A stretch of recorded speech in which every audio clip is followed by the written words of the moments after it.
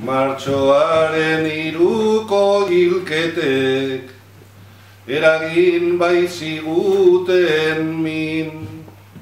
Urtero gogoratzen aigara, hemen ekin eta ekin. Ikusten denez herria hortan, oraindik dabil nahiko fin. Justizia lortu behar dugu, errepikatu ez dadin.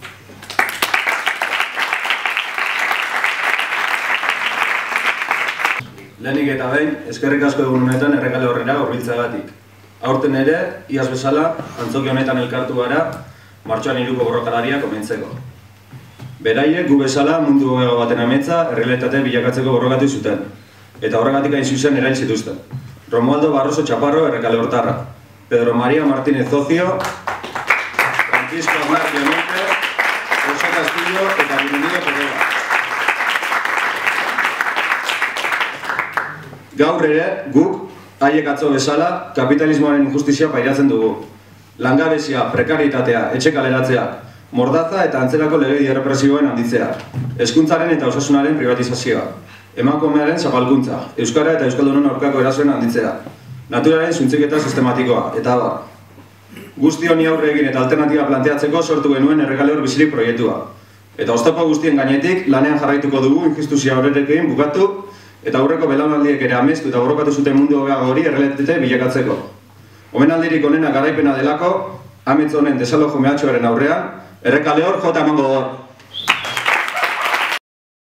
Es inevitable mencionar a mi padre, porque es a través de él como mejor recuerdo a mi hermano. Ambos fueron personas nobles, con las ideas muy claras, sorprendentes por su capacidad de solidaridad y de justicia social, vividas con todo sentimiento. Todos vemos un hilo conductor entre la vida y cruel o noble final de Romualdo hijo y la pasión vital de Romualdo padre, porque este convirtió su vida en una búsqueda emocionante de la verdad y de la justicia. Vosotros, Errekale Hor Bizirik, habéis recogido el testigo en el contexto de esta época que vivimos. Vuestro atrevimiento es valiente. Ponéis entre las cuerdas al sistema, a la sociedad, al poder político de la ciudad y también a todos nosotros. Estáis rompiendo esquemas. Ánimo.